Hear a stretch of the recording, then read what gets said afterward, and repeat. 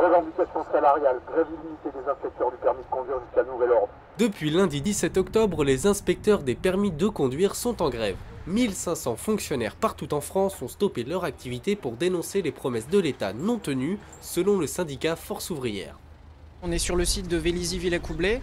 Nous avons bloqué ce site depuis lundi 17 octobre pour une grève illimitée des inspecteurs et délégués du permis de conduire. Pour Force Ouvrière, les réformes sur le permis de conduire engagées par l'État depuis 2007 dégradent les conditions de travail des inspecteurs. Le gouvernement a relevé le taux de réussite à l'examen du permis de conduire de 58 à 66% pour les candidats le passant pour la première fois.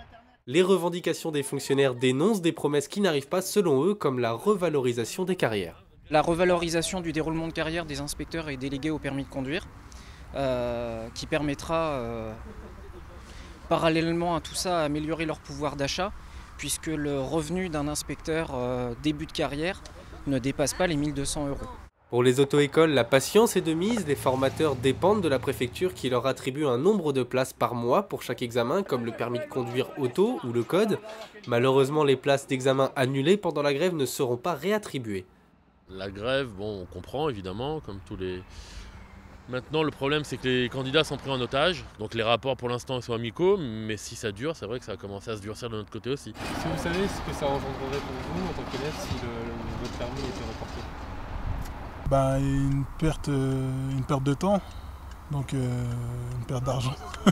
Une perte d'argent aussi, puisqu'il faudrait réinvestir dans les heures de conduite. Pour l'heure, la grève continue. 78% d'inspecteurs grévistes en France lundi, 70% le mardi selon Force Ouvrière.